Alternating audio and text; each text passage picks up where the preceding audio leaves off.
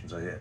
Not that white America need necessarily brag about its out of wedlock birth rate, which is substantial, but how big a roadblock was Mr. Moynihan right? In other words, the breakdown in the family. Let me say, Doctor, go ahead. you mentioned that Moynihan report, and that Moynihan report of 69 began to say that we were moving toward two different societies, Yeah. one black and one white.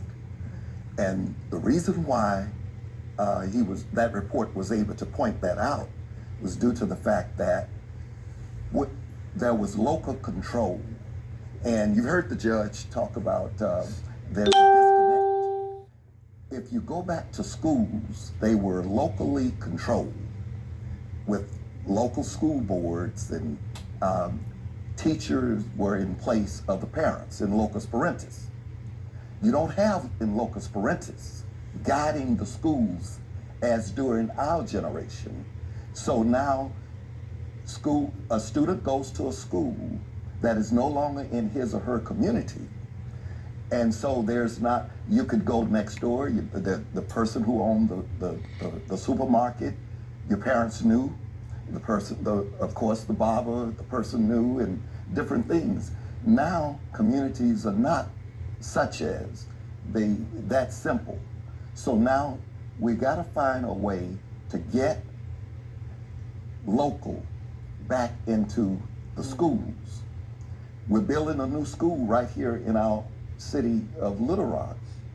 And how do you get that new school which is on the skirts, buy-in from the community so that people will feel the need to work with the young people in the form of tutoring, mentoring, advising, so that they gain a sense of belonging.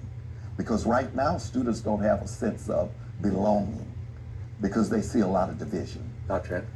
I actually want to say that one of the things that I want to say to our young people is that you don't have to be an icon to matter.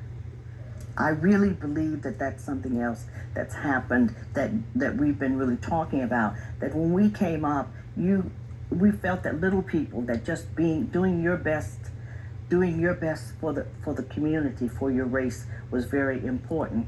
And now I think that young people are overwhelmed by this whole notion of icons, and people want to be stars. And so if that's not really close to you in reality, you kind of are floating around and not really putting down roots and having any wings.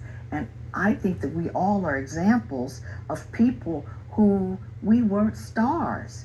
We were ordinary members of our community who believed that we might be able to do something, and maybe we turned out to be extraordinary, but it's not because we were born extraordinary. It's because we did the hard work and we believed that we mattered. And I want our young people to know that they matter, and they can make a difference. Let me address this issue of breakdown in the family, because that suggests that black folks sort of are at fault for the breakdown of the family.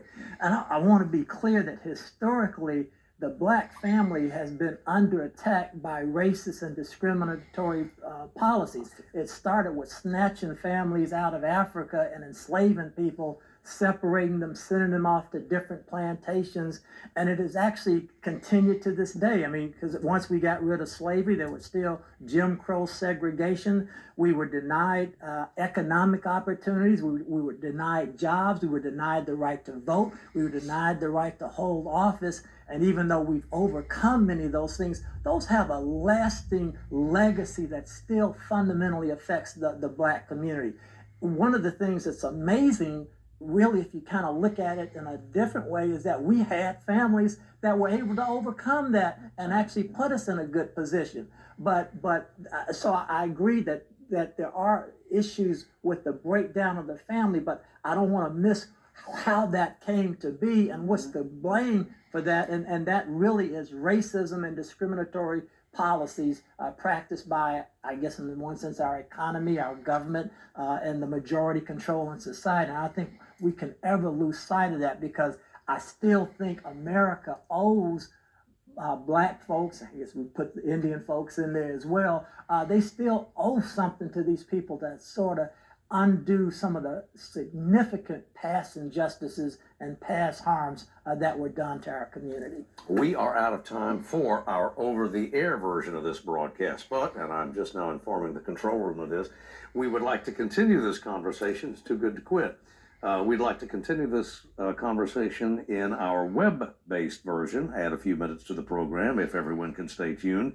In the meantime, we thank you very much for tuning in to this over-the-air version, and we'll see you next week for Arkansas Week on Arkansas PBS.